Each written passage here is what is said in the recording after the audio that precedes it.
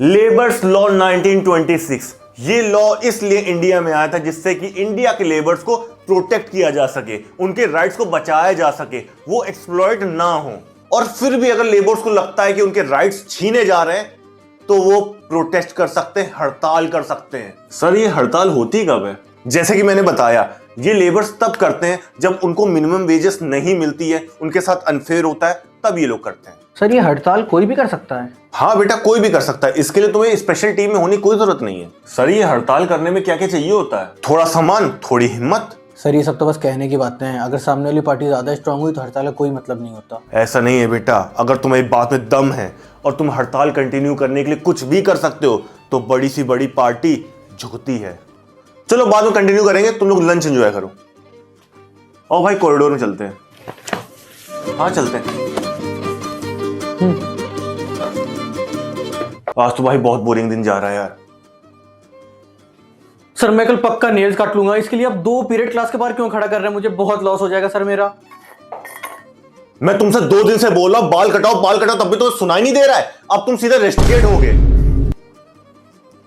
Sir मैं सुबह 2 ही minute तो लेट हुआ था। सर मेरी स्कूटी का पेट्रोल खत्म हुआ था, प्लीज मेरी फाइल सबमिट कर लीजिए। टाई कहां है तुम्हारी? ये कोई तरीका है स्कूल आने का? ये डिसिप्लिन है तुम्हारा? घर जाओ तुम। क्या तुम लोग भी वही सोच रहे हो जो मैं सोच रहा हूँ? स्टूडेंट्स के साथ अनफेयर हो रहा है। कोई भी कर सकता है, बस थोड़ी हिम्मत और थोड़ा सा सामान। और अगर तुम्हारी बात सही है तो बड़ी से बड़ी पार्टी को भी झुकाया जा सकता है। हम लोगों को अपने हक के लिए, बाकी सबके हक के लिए एक स्कूल हड़ताल करनी होगी। हाँ, इनकलाब ठीक है भाई, मैं प्रोटेस्ट के लिए प्लग कार्ड लेके आऊंगा। और भाई मैं हम सबके लिए कुछ खाने को ले आऊंगा। पता नहीं हड़ताल कितनी लंबी चलेगी, क्या पता वो लोग जलन से हम लोग कुछ खाने को बना दे, हम लोग का मनोबल तोड़ना चाहे। हम लोग के पास पहले से खाना होगा, पेट भरा रहेगा तो हड़ताल भी अच्छी होगी। भाई मैं लाउड स्पीकर लेके आऊंगा जिससे कि हमारी आवाज सबको सुनाई दे। और मैं डंडा लेकर आऊंगा, अगर हम लोग के ऊपर हमला हुआ तो चूड़ियां तो हम लोग भी नहीं पहने। वैसे ही हड़ताल करी कब जाए? भाई मैंने सुना है कल चेयरमैन सर अपनी क्लास में आने वाले हैं, तो कल सबसे बेस्ट टाइम है और कल हम लोग सामान भी लेके आने वाले हैं। ठीक है फिर, कोई भी अपना सामान मत भूलना, मिलते हैं कल।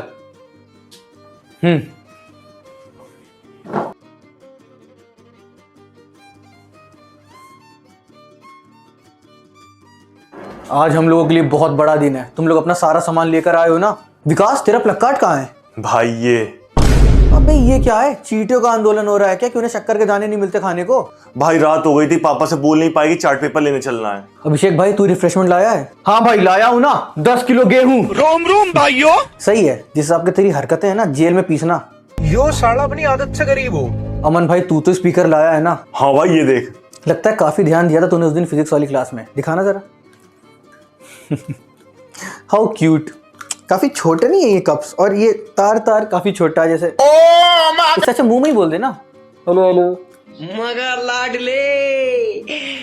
तुम लोगों से तो जो भी बोला था सब लोग डिसअपॉइंटिंग चीज लेकर आए हो। मैंने तुम लोगों से बोला था मैं डंडा लेकर आऊंगा, मैं जैक हैमर लेके आया हूं। अगर बात नहीं बनी तो हम लोग पूरा स्कूल गिरा देंगे। Jack hammer? हाँ तो क्या क्या है फिर? मसाजर गन बोलते हैं इसको, कभी देखी नहीं है? कहां से चुरा लाया? अच्छा चलो छोड़ो ये सब, क्लास में चलते हैं, आ चुके होंगे चेयरमैन।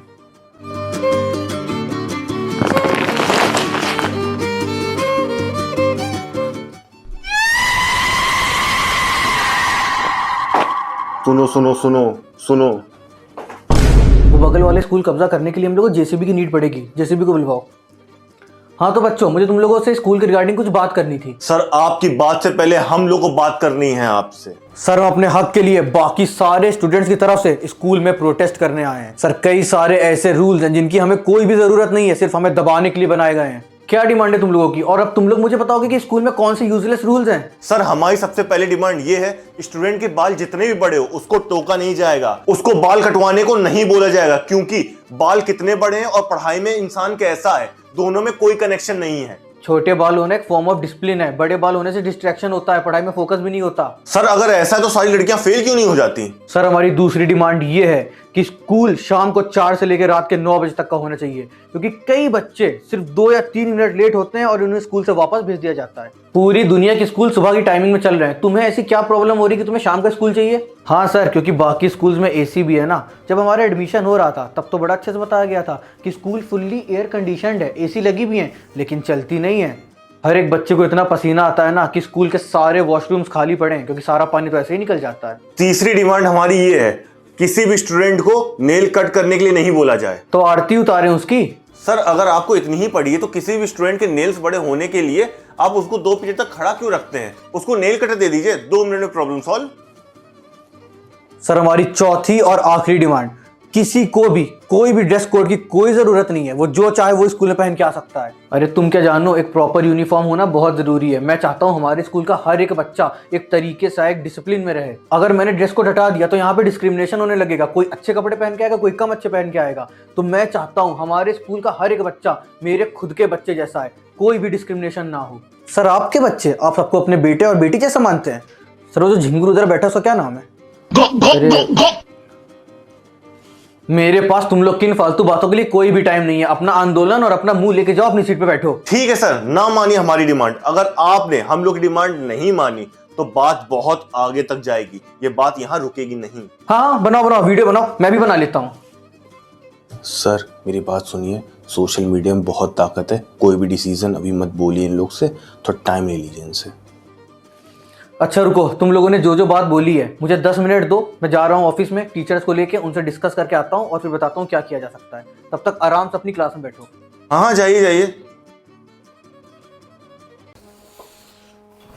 इन बच्चों ने तो मेरा दिमाग खराब कर दिया है। मैं क्लास में गया तो इनको बताने कि इनकी फीस में इंक्रीमेंट होने वाला है और ये लोग आंदोलन पे हैं। मैं तो कहता हूँ इन लोगों को अभी के अभी स्कूल से निकाल के फेंकते हैं, इससे पहले कि ये लोग स्कूल के लिए जहर बने। सर मैं तो कह रहा हूँ ऐसे ही चलने दीजिए, धीमे धीमे बात अपने आप शांत हो जाएगी। शायद मेरे पास एक बेटर आइडिया है। क्यों ना हम लोग इन लोगों की क्लास के बाकी सारे स्टूडेंट्स को एग्जाम में 15 मार्क्स एक्स्ट्रा ऑफर करें। क्लास, ये समय बहुत इंपॉर्टेंट है। तुम लोग ये मत सोचना कि उन लोगों ने टाइम हम लोगों की प्रॉब्लम का सॉल्यूशन निकालने के लिए लिया है, बल्कि इसलिए लिया है कि वो इस चीज का सॉल्यूशन निकाल सके कि हम लोगों को फिर से कैसे दबाया जाए। वो लोग सबसे पहले हम लोग से क्या चाहेंगे? हम लोग को अलग अलग करना, डिवाइड एंड रूल। तुम लोग ने सुना ही होगा जो मुगलों ने हम लोग के साथ किया था। इससे पहले कि वो लोग बाकी स्टूडेंट्स को अपनी तरफ करें, हम लोग मार्क्स का लालच देके अपनी तरफ कर लेते हैं। इससे वो लोग टूट जाएंगे, आपस में बट जाएंगे, तो वो कमजोर हो जाएंगे। हाँ सर, आइडिया तो अच्छा है आपका, शायद काम कर जाए। वो लोग पक्का हमारी क्लास की यूनिटी को टारगेट करेंगे, क्योंकि उन्हें पता है हम लोग को अलग करके ही हराया जा सकता है।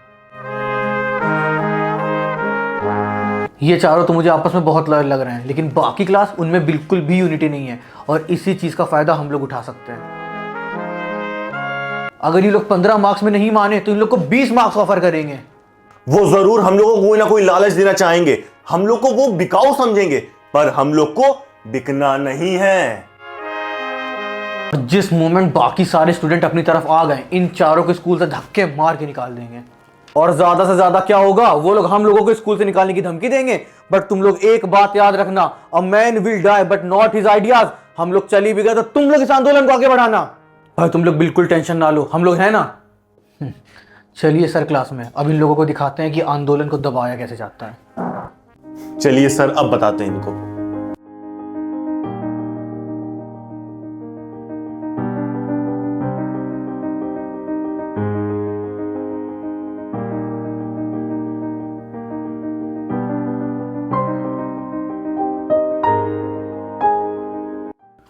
जो भी बच्चा हम लोगों का साथ देगा उसे एग्जाम में 15 से 20 मार्क्स एक्स्ट्रा दिए जाएंगे, बिल्कुल फ्री। सर मैं दूंगा, सर मैं दूंगा। सर मैं करूंगा साइन, मैं करूंगा sign. Oh my God! Oh my God, bro. Oh, hell no, man. What the fuck, man? Get your ass on.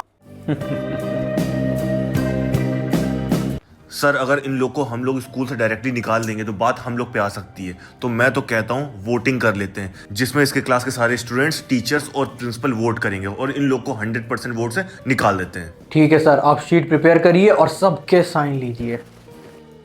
ठीक है सर, जैसा आप बोले।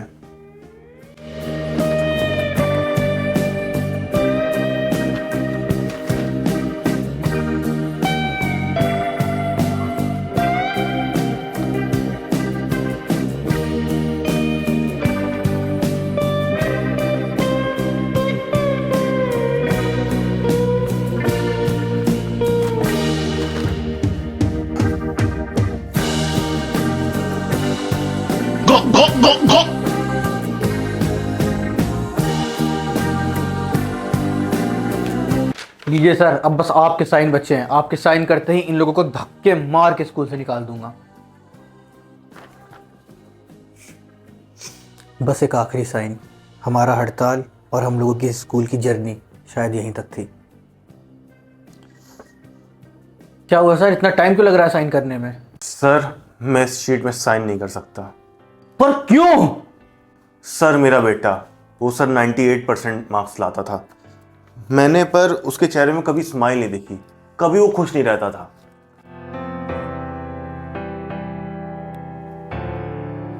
वो मुझसे कुछ भी शेयर नहीं करता था। मुझे ही लगने लगा था कि मैं एक बैड फादर हूं।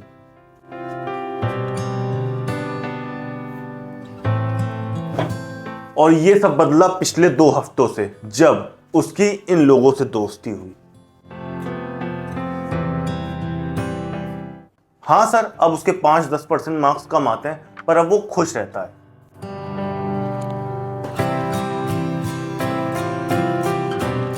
शाम को इन लोगों के साथ घूमने जाता है, मुझसे बैठकर बात करता है।